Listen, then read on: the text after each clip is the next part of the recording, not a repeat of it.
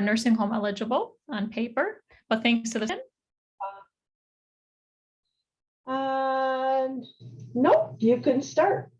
Okay, thank you, everybody. Welcome. So let's go ahead and get started. So what do I wish you walk away with today? So define and describe implicit bias. I'm sure you've all heard it before. The prejudgment, the first 10 or 15 seconds you meet somebody or see a photograph or hear of something, what are the thoughts that arise?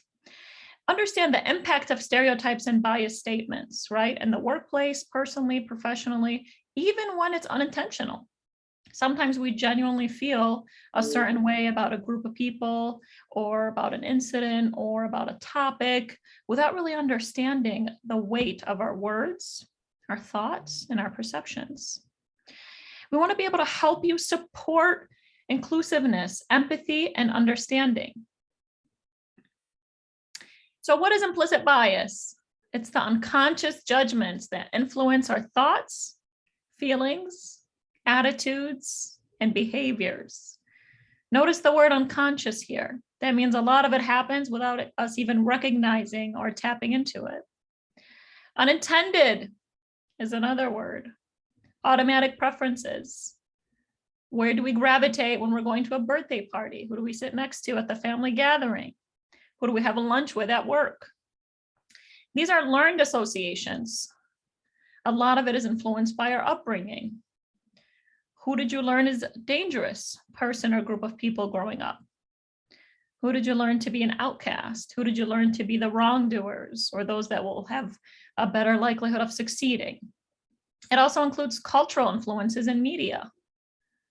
We know now that since the peak of COVID, social media and its use has skyrocketed amongst adults, teens, children. How does Instagram, Facebook, Snapchat, how does all of that influence our thoughts? So basically, your story creates your bias. So your background plus your life experiences is your story. Where were you born? What type of family did you grow up in? What were your values, morals, cultural beliefs, religious practices, and how you got to be who you are today? So the types of implicit bias include gender, age, race, culture, sexual orientation, religion, weight or physical attributes, education level, socioeconomic status, our ability or disability. So take a moment to reflect on this. What category do you fall under in age, race, gender, religion? How do you identify? How do people identify? How do people classify you? For example, religion. Do you feel that you are strictly following the religion, loosely following the religion? Are you more of a spiritual person who doesn't believe in the concept of organized religion? Education level. High school education, associate degree, bachelor's, master's. What happens when we hear of PhD level? Socioeconomic status, those at or below the poverty line. What do they believe their life is going to pan out? Or how do they believe their life is going to pan out? And what's our perception of people? There's many, many more. Where you live. I know people that have bias based on the coffee that you drink, whether you go to Starbucks or Tim Hortons or Bigby. So here are some relevant terms to keep in mind. So a stereotype, it's an exaggerated belief or generalization that allows for little or no individual differences or social variant. So the stereotype of the troubled kids at high school that do drugs and, they're in and out of the house without having any supervision. What's our perception of them?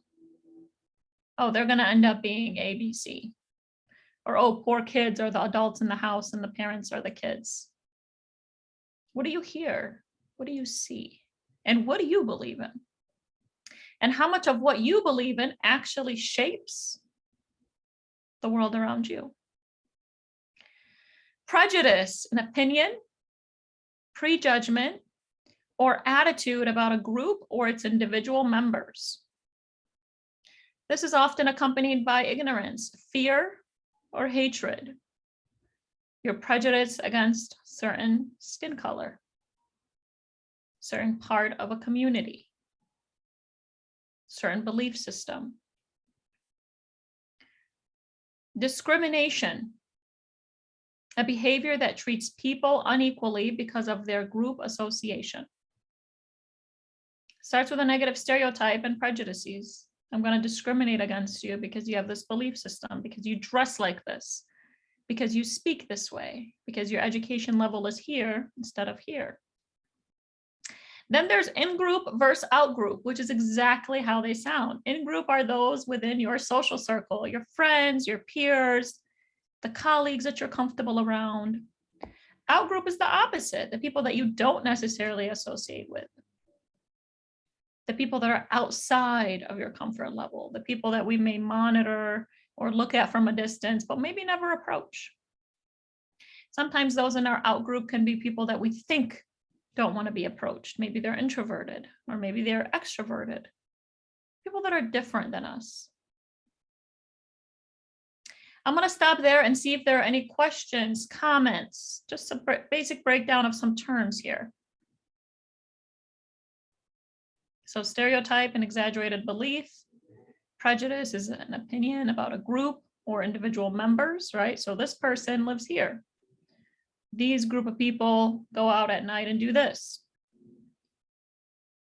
Discrimination is behavior that treats people. We are intentionally or unintentionally treating people differently based on negative stereotypes, prejudices, etc. Any questions or comments thus far? Please feel free to unmute yourself.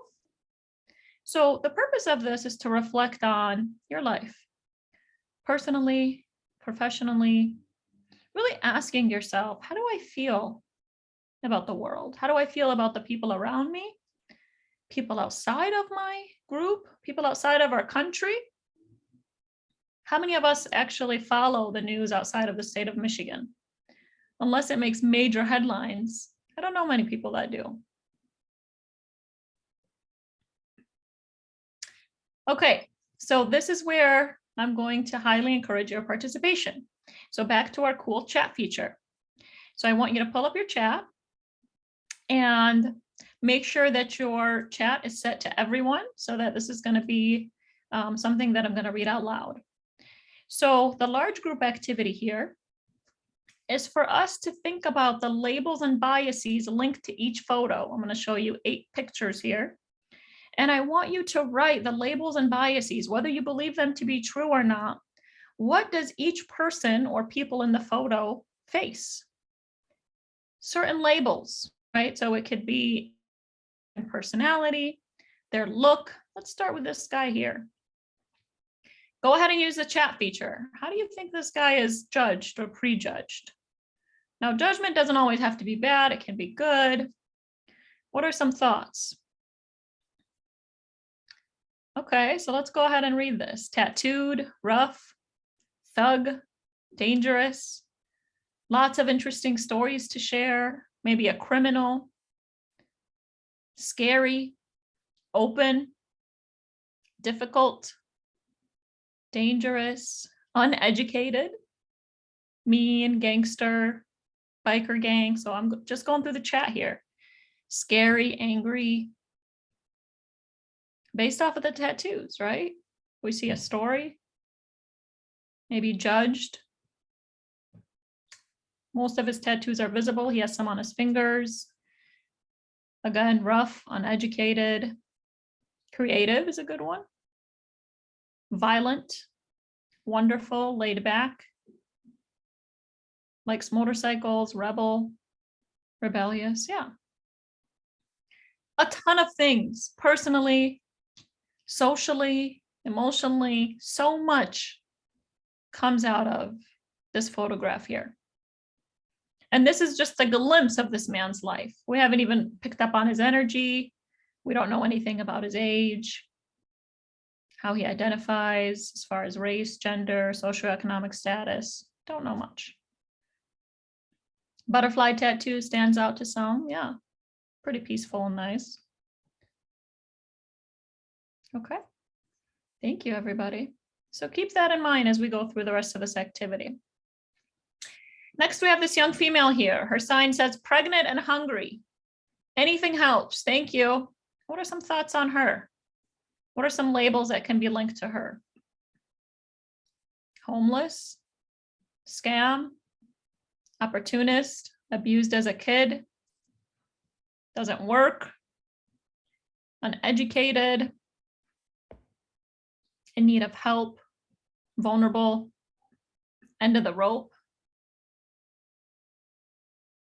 Yep, drug addict, polite, lazy, low income, heading towards a rough life, sad family, can't help,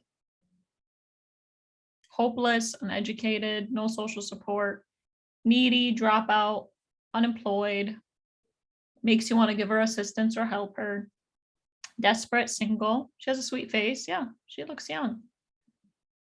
Determined, young, absolutely. What else? Abandoned by the baby daddy. She could potentially be alone. Needs help, give her a job, hopeful.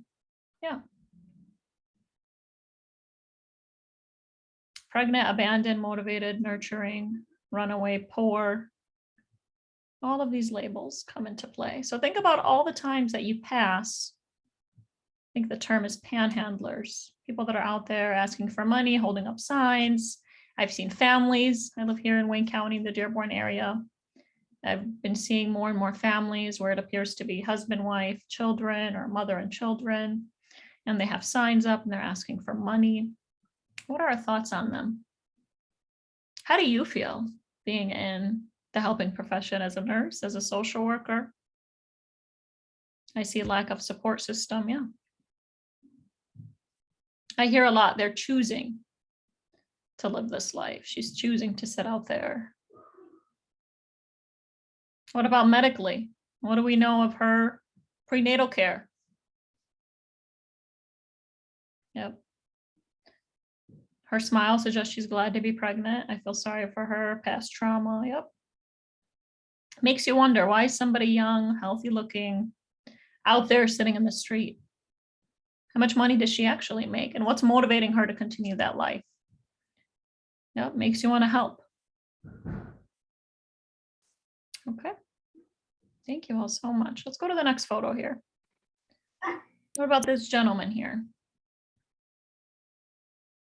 What do we see here in this photo? What are some labels associated to him? Nice smile, pleasant, smart. Anything else? Challenged,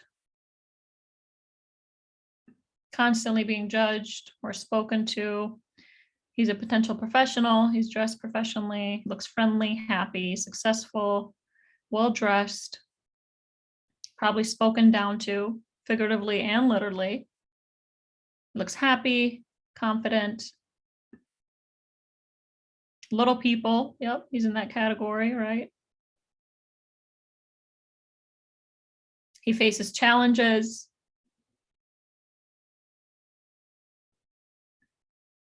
What else do we see? What would a day in his life look like? Does he drive? He has a ring on his left hand. Is he married? Does he have children? What do his children look like? Wants to be treated like everyone else. Just because I look different doesn't mean I'm actually any less than anyone who looks different than me. Maybe a teacher. Yep. Absolutely. So again, we're getting a little glimpses of people's lives and what they're struggling with. His life is hard, but he seems confident and happy and content.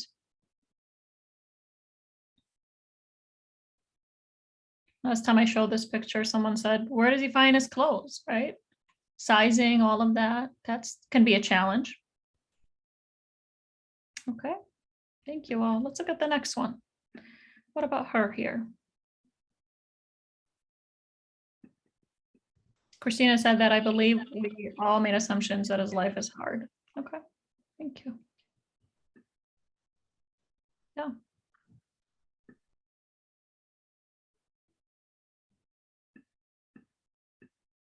Okay, so this photo here. Loved, funny, funky, fun, great hair, taken care of. She's disabled, she's handicapped.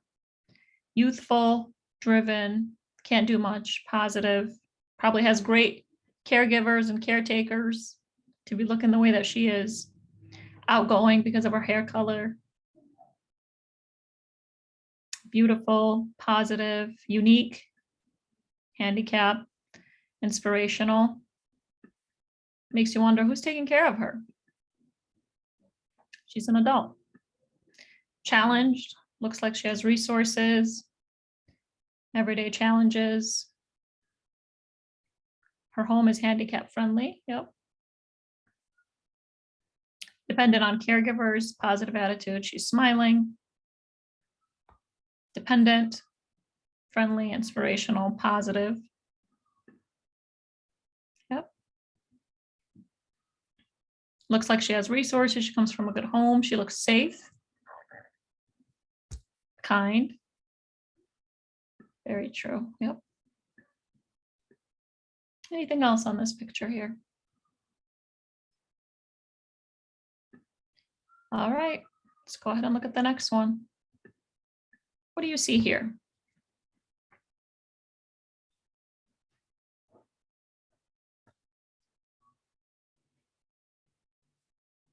Dancer, an artist, strength, unique.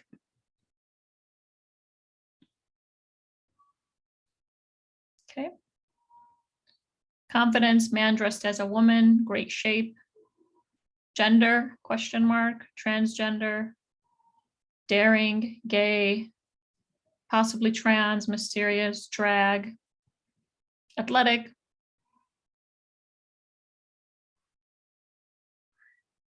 What else do you see? Bold, strong, questioning what's your gender identity. A person, he's confident in his posture, driven. Yep. Probably gets judged a lot, sassy, feminine, proud. Seen confident a lot.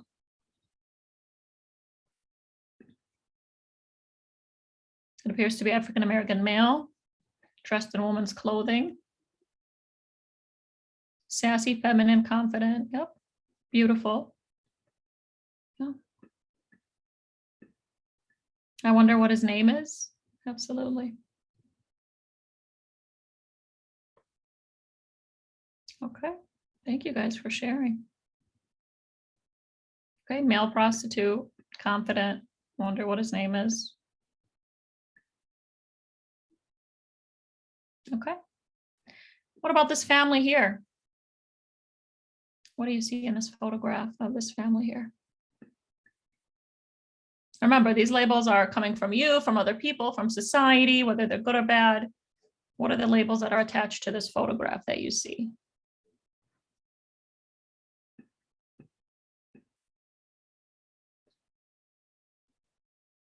Sad, poor, good family, foreigners, unhappy, stoic. They're together, they're immigrants. They're strong, you feel some tension. They look Hispanic, they're struggling, low income, their strength. Great family, together, but maybe divided. Regular family, connected, united, nice. Face a lot of challenges. They seem sad, maybe suffered a lot of loss. Yep, family oriented and close. Blue collar work, humble, low to mid income. Mother seems loving to son through hugging him. Yep. You see a family. What challenges can they face, if any? Low income, financially struggling. Mom and dad are holding on to their kids. Anyone notice the ring on the daughter's hand? Does that signify anything? Or could be style statement, fashion statement. Furniture looks poor. Yep.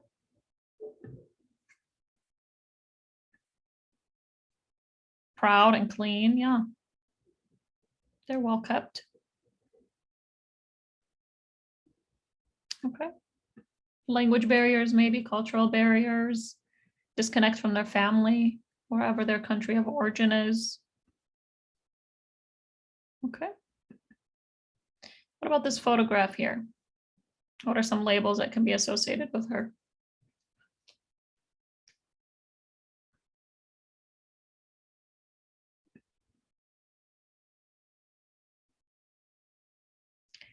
Okay, we have hooker, sexy, provocative, model, ditzy, prostitute, stripper, confident, easy, looking for trouble, attention seeking, promiscuous, aspiring, naive, insecure, confident model, Barbie, Instagram, yep. Typical teen / young woman, it's what you see all the time. Young lady.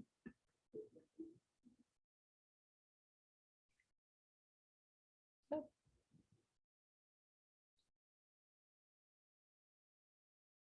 What else? Party girl, up to no good, pretty young lady, low self-esteem.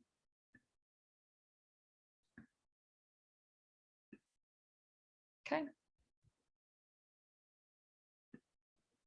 Actress, yep. Proud of herself, wanting wrong kind of attention.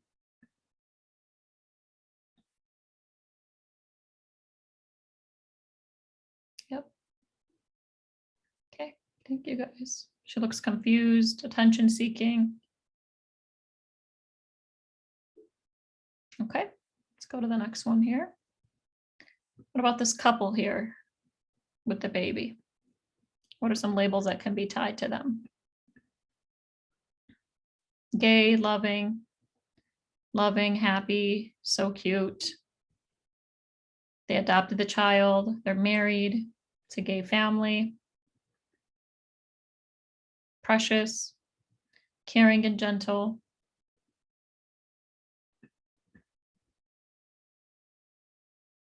Love, yep.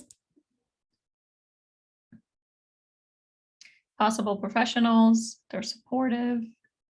Married, loving, unconditional love, yep.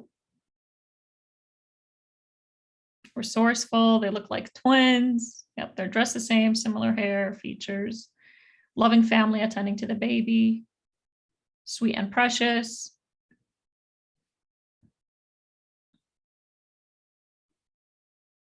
Yep. You think their life's easy?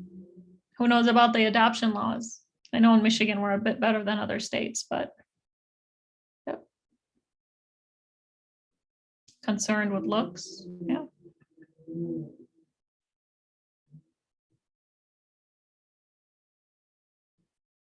Okay, thank you guys. So I'm going to pause there and let's reflect on these images. How does the look of the people that we saw actually influence our perception? In this family, you guys said they looked sad. This one was confident.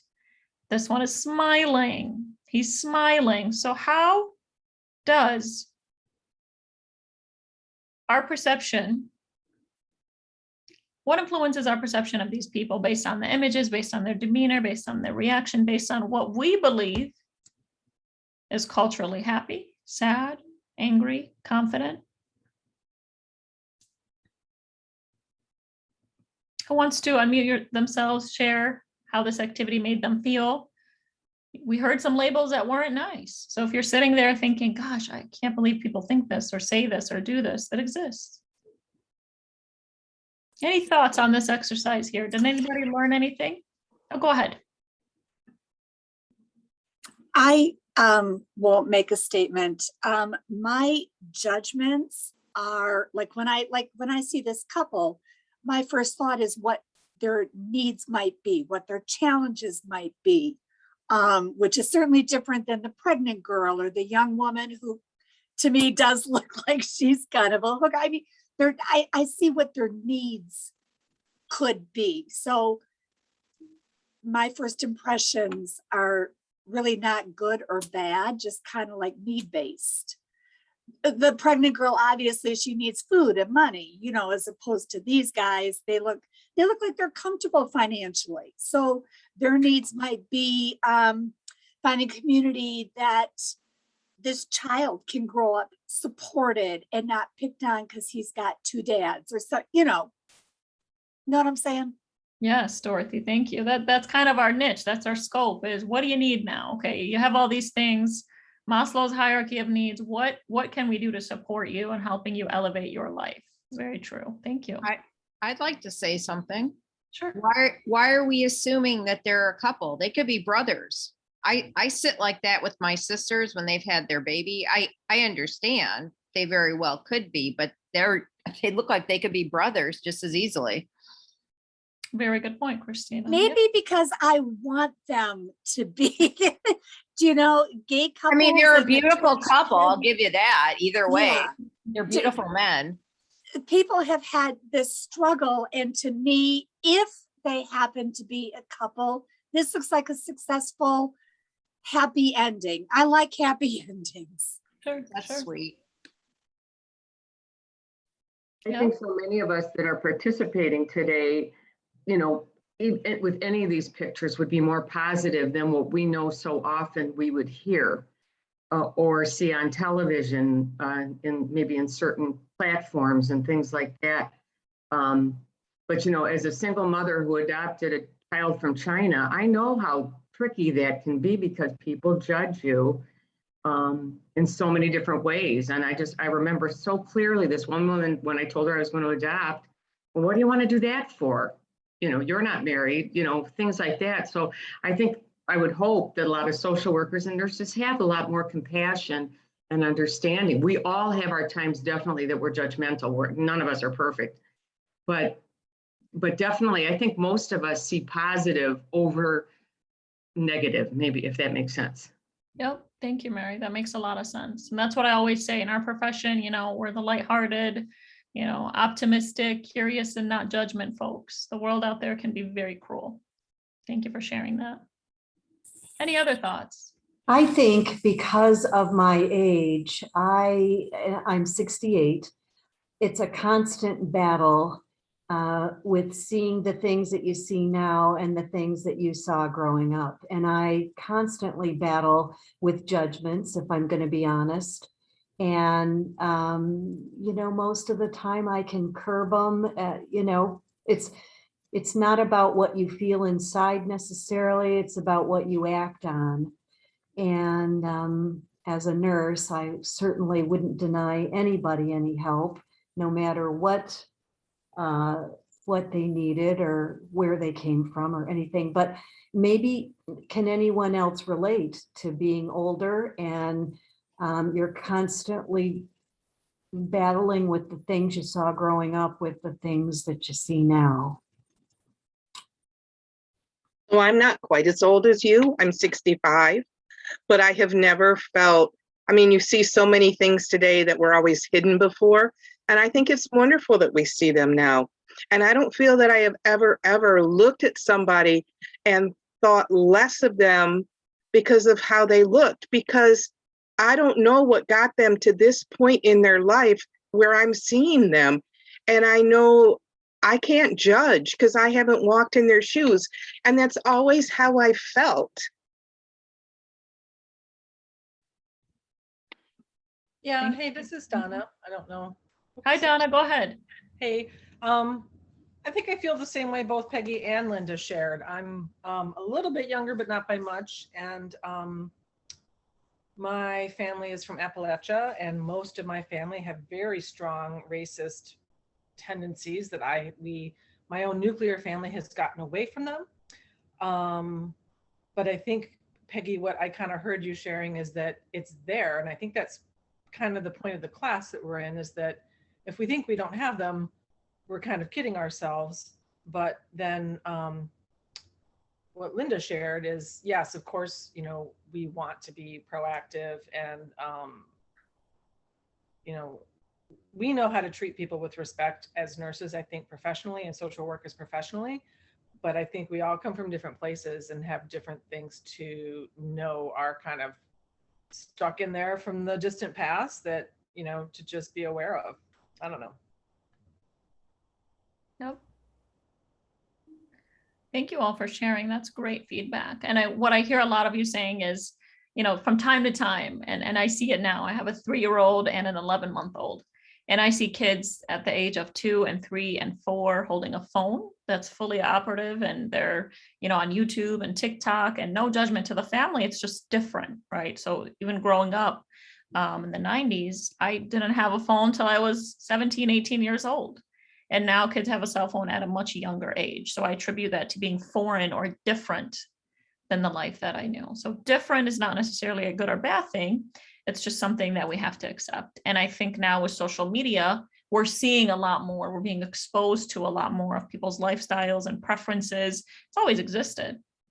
People have always been different than each other, but now it's more common to access it. So yeah, keeping in mind, how am I thinking about this group of people? How did I receive this photograph?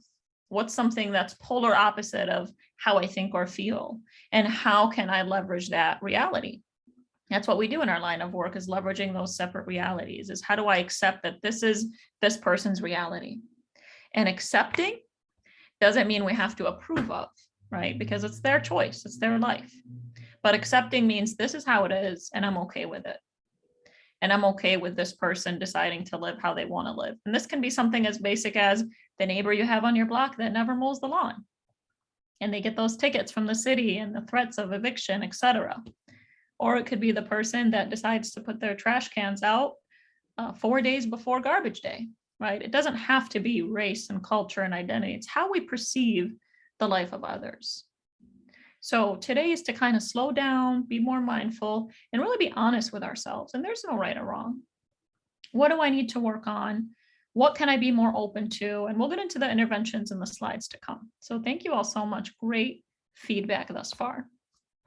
So different kinds of privilege. There's race, heterosexual privilege, able-bodied, right? So if you're capable, walking, breathing, seeing, class privilege, socioeconomic status, privilege based on religion, gender, education. So what's more common?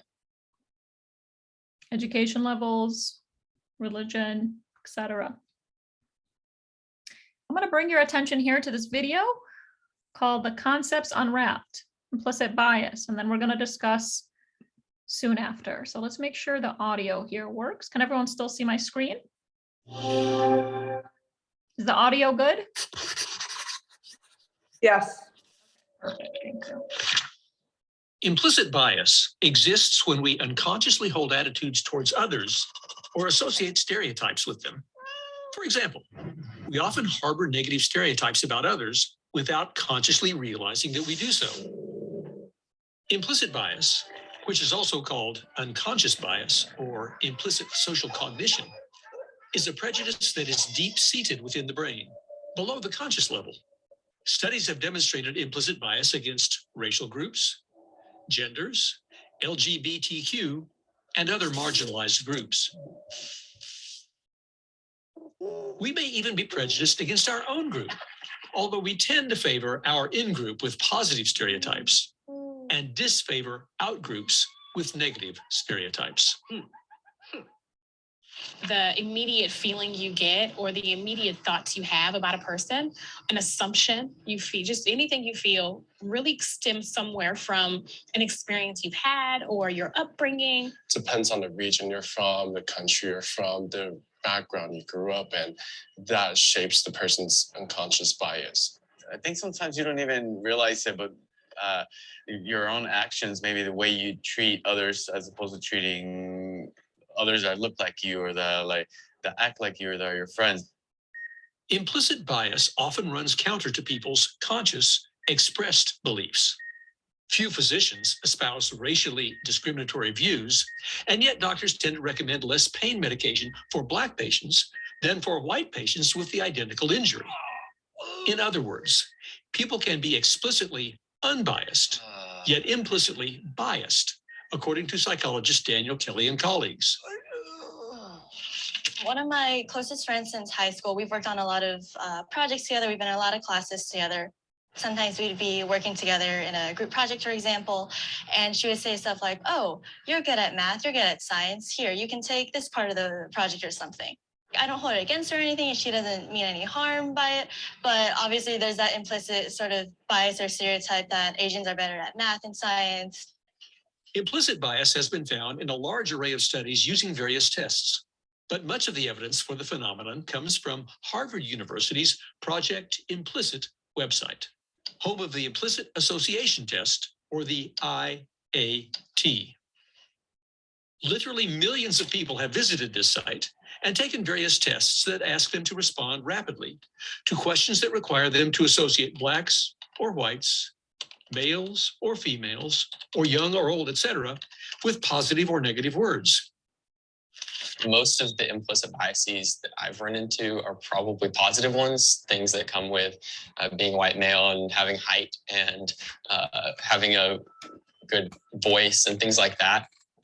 Professor Nosek and colleagues tested more than 700,000 subjects and found that more than 70% of white subjects more easily associated white faces with positive words and Black faces with negative words, concluding that this was evidence of implicit racial bias.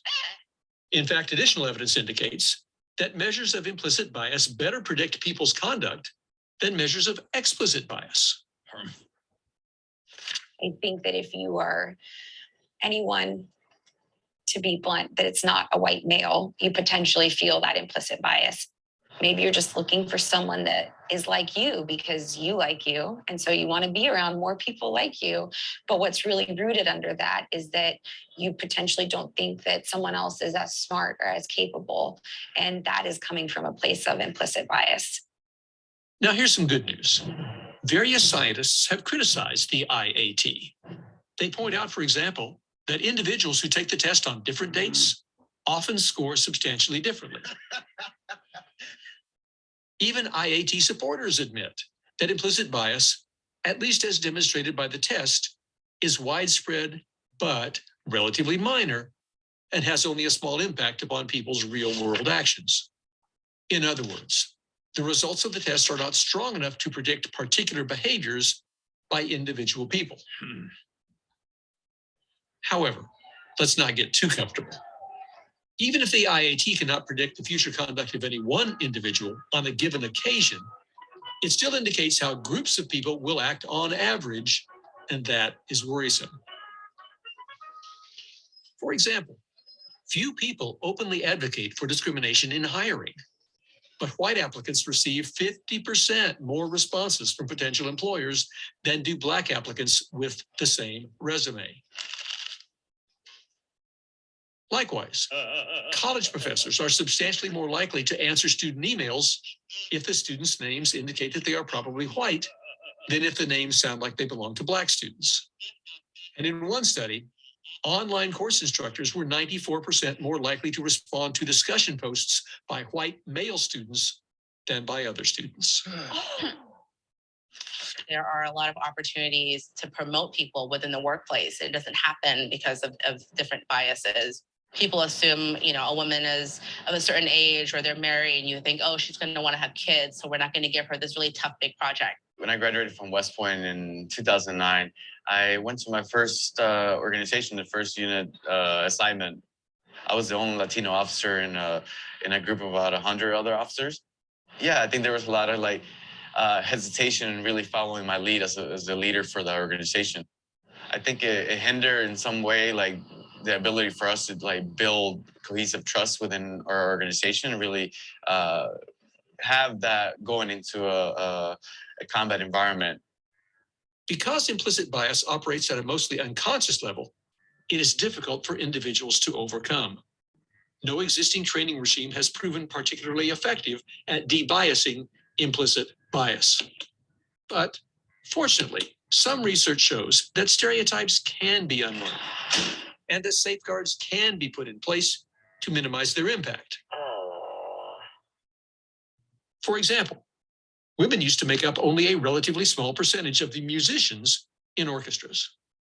But when orchestras began holding blind auditions, where the applicants played behind a curtain and their genders were unknown to the judges, the percentage of women chosen to play in symphony orchestras doubled. Perhaps we can put a dent in implicit bias after all.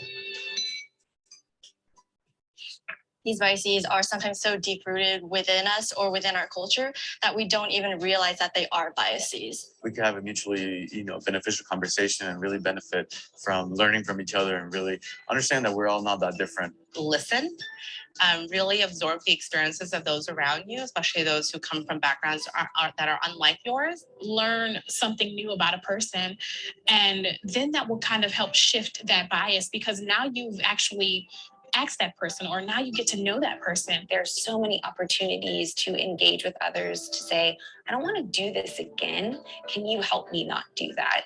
And people are willing to have those conversations. Okay.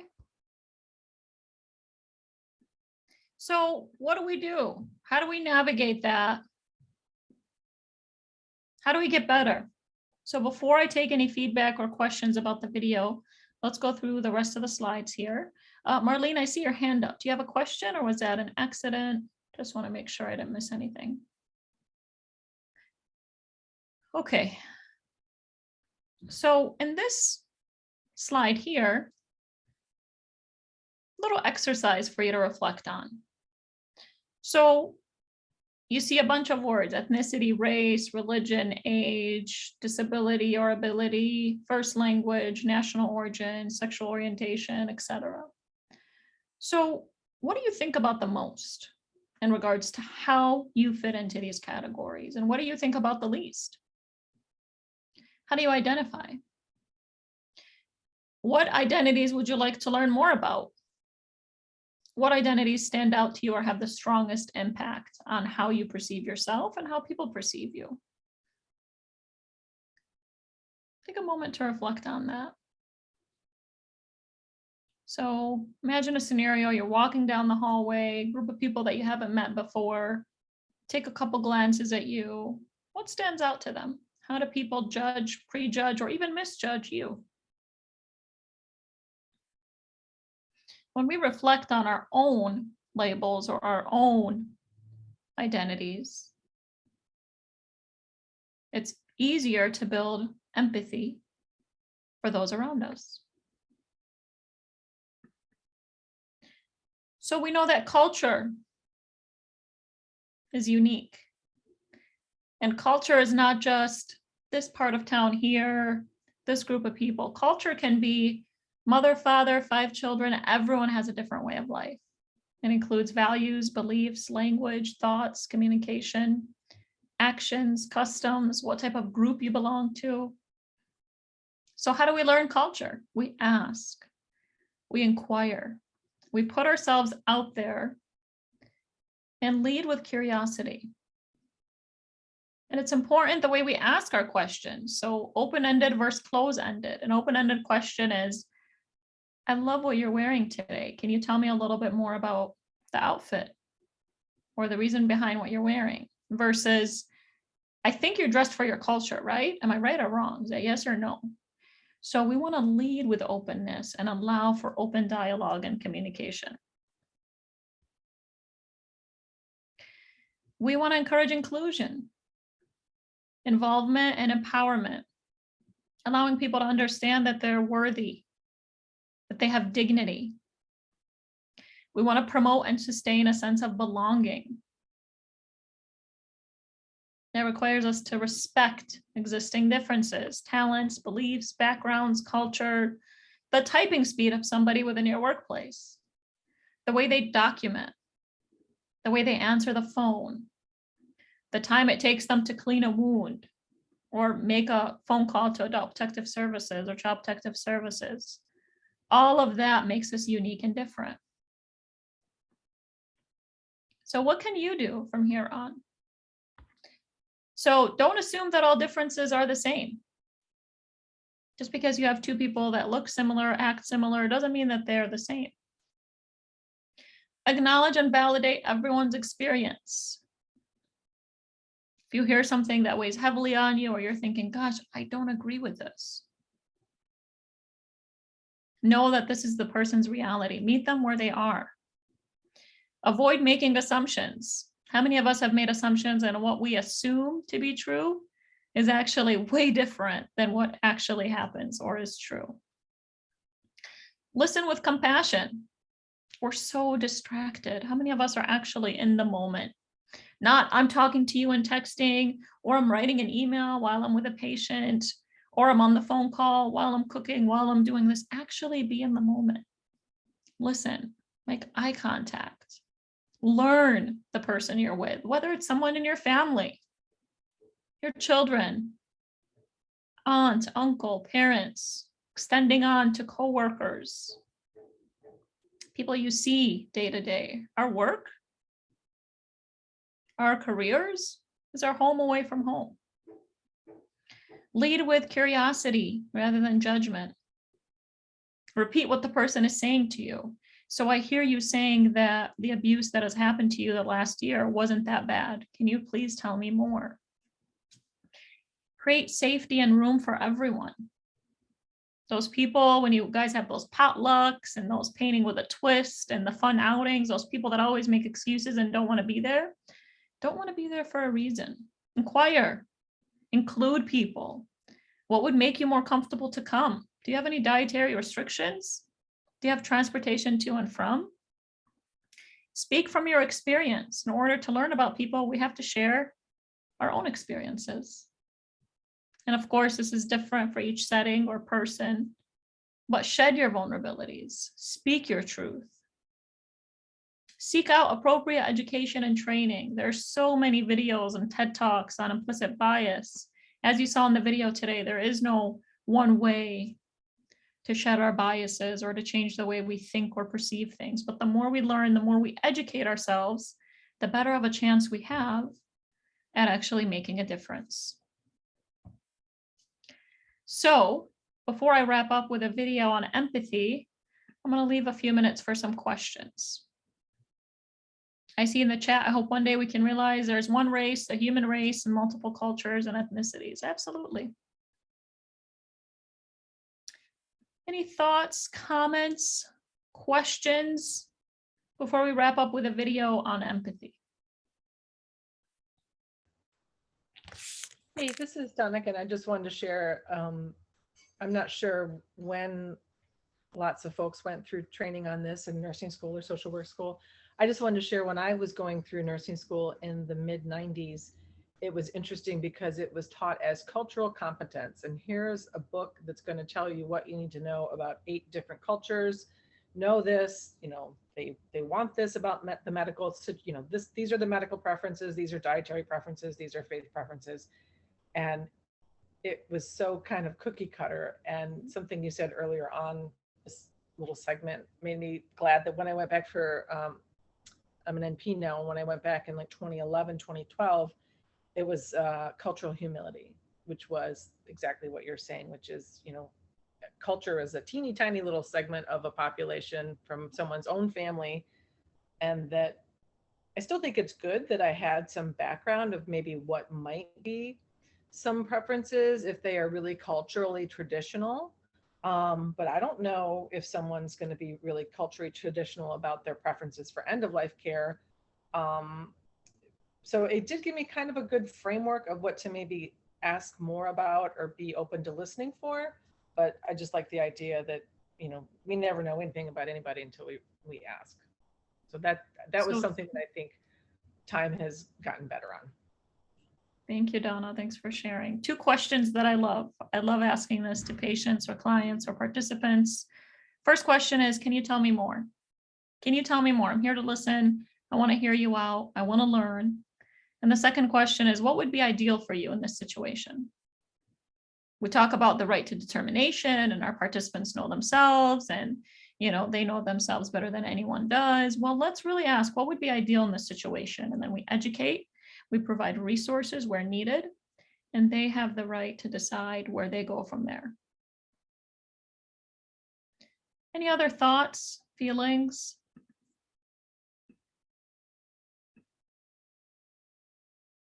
Marlene in the chat said, I think we all have to admit we have biases before we can work on reducing them. Yes, I hear a lot. I'm not racist. I'm not sexist. I don't have any thoughts against this group of people or that group of people. Well, before you hold any label, you're a human being, and our mind has thousands, if not millions of thoughts. We're going to feel a certain way about certain things, and that's okay. And acknowledging that is the first step to breaking those barriers that can stand in the way of us being human beings and seeing people as human.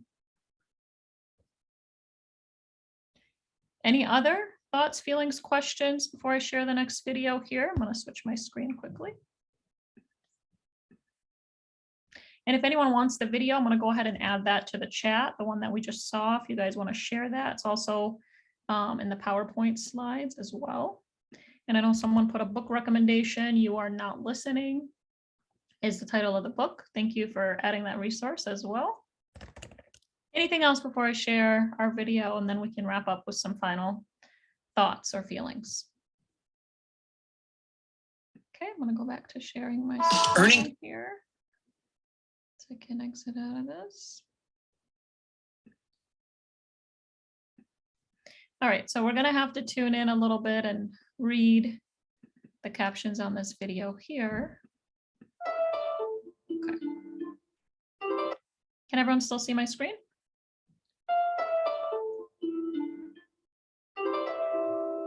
Okay.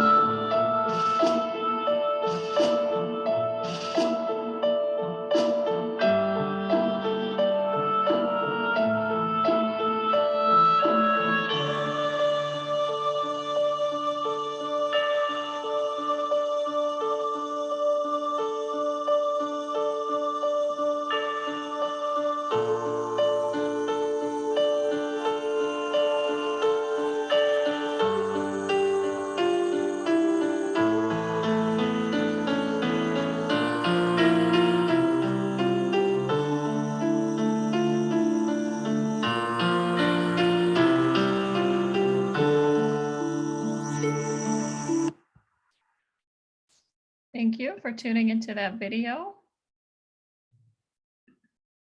Any thoughts, feelings, emotions before we wrap up here? Here's my contact information if anybody would like to reach out or if you want me to elaborate on anything.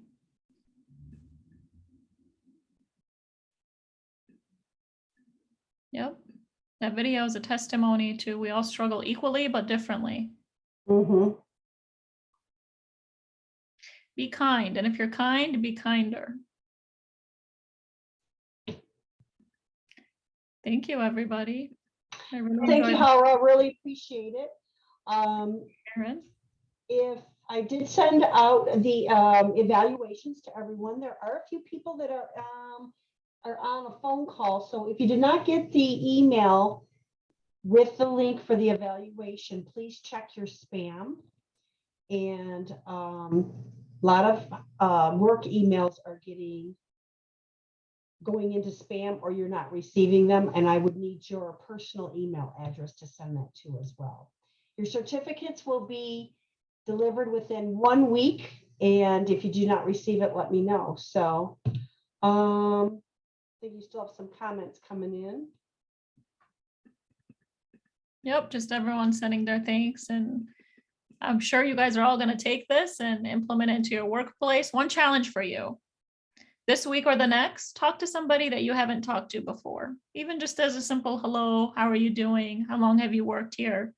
Get to know somebody that you have not gotten to know yet. Small task. It starts with the little things that we do. And thank you all so much for joining today. Appreciate you. Great group today. Thank you, Karen. Thank you. And we will see everyone soon, I hope. And everyone have a great day.